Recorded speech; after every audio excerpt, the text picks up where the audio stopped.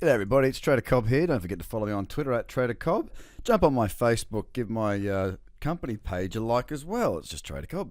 Go and say g'day, go and give it a review if you love it. And more importantly, if you haven't already got subscribed to the podcast, I suggest that you do, because it's pretty good. I'm in love with it. I love doing it. I'm really having a good time.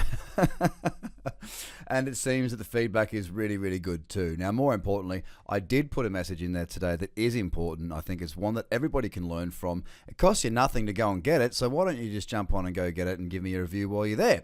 Now, guys, one thing I wanted to discuss just briefly,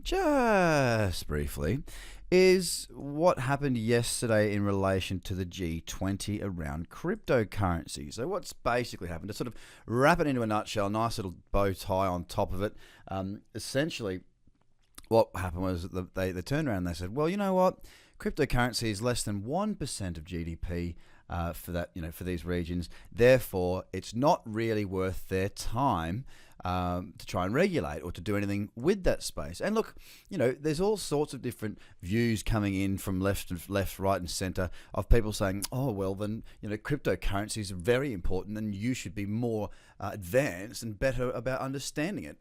And then there's other people that are going, great, good, we'll fly under the radar for a wee bit longer. And both would be right. Right now, logically speaking, though, at the G20, they're talking about business and politics and whatnot, understandably so. Cryptocurrency isn't big enough for them to take any notice of. It's a small market. If the cryptocurrency vanishes tomorrow, as a market, as a whole market, it's only, it's like 300-400 billion wiped out. It's no big deal. It's nothing. There are funds out there that are much larger. Individual companies are worth more. If Apple went under, it would have a larger effect globally than the whole cryptocurrency market. So I understand. Why would they come out with the regulation right now? Why would they spend too much time on it when the market is so small? So what does that actually mean to us? Do we get offended? No, because that's an emotion and we shouldn't be getting offended. We should be understanding what they're saying. Two, what does it actually mean for where we are in the space? Well, it still means that we are very much at the infancy. And I've been saying this for quite a long time, as have a lot of other commentators, as has the market. We are still very much in our infancy stage. We are less than 1% of total market participation, far less than 1%. So we have a long way to go. Now, your understanding of blockchain technology, no matter what it is, hopefully it's something that you believe is going to have a strong use case purpose in the future, and that's why you do your fundamental analysis. Technical analysis is my game, and technical, this is what I'm seeing. We saw this bullish candle after that news, and you can just have a look. If I jump down and have a quick jump in here, this was basically the announcement when they spoke it. Up she went. Now, I'd said yesterday, here it is here.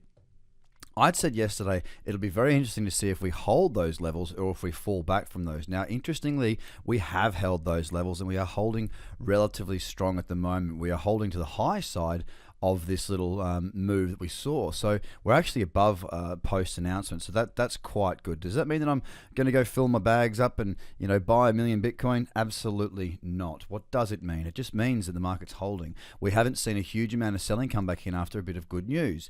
As we had done in the past, we'd seen this, right?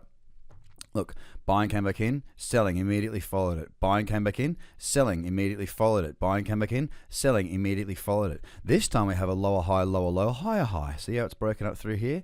And we have not had that immediate selling just yet. Now, does that mean that we're out of the woods? Absolutely not, because we're back in this cradle zone right now. But we are starting to see, we saw some strong buying come in here. Okay, very strong buying.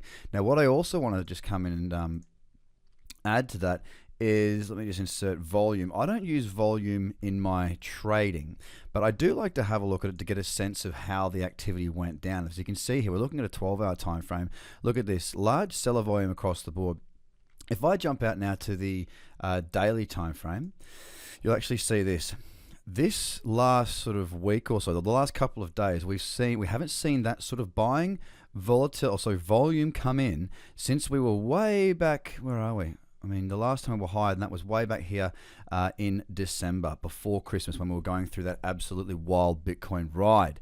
Now, equal to that, we haven't seen any, we saw some substantial selling coming in through this last runoff from 11.7. The buying is starting to build momentum. There is more buying and bigger buying volume coming in at the moment. What does that mean? It just means that there's more people buying. Or maybe not more people, but more orders going through, more trading taking place, more buying. Now, that doesn't really mean too much to me because I'm a technical trader. If you have a look here, 5,000 on this day, right? That was buying 5,422 contracts or Bitcoins. If you have a look up here, it's 17,000. So a lot of buying came in here. That shows me that the market did see that as positive news. Now, whether they're wrong or whether they're right, it remains to be seen. We did see some strong volumes coming in there. Now, the thing is, we are still in a downtrend. We still have a succession of lower highs and lower lows on the daily. If we can get up above this level here, which isn't actually, I don't think that's really that relevant. If we can get above 9,000 again, that'll be a chip in the right direction. Then we've got to head towards 10. I'm still waiting to see higher highs and higher lows coming in. We can see very low volume so far today. Not a great deal going on at this stage. We'll wait for the US session and European session to kick in, but so far it's a relatively stable day. Just wanted to get this video out to give you a bit of a perspective, not just on the technicals of the chart and what that news did and what it looks like, but also give you a bit more of a perspective as to what I'm viewing and what I'm seeing out there in the marketplace. So guys, have a fantastic trading day. Don't forget to jump onto the podcast. You just got to go into wherever you find your podcast and type in the Trader Cobb Crypto Show and you'll get access to it there. Jump on the website as well, tradercobb.com, and you get a bit more activity in there as well. Have a great day, guys. I'll speak to you all again very soon.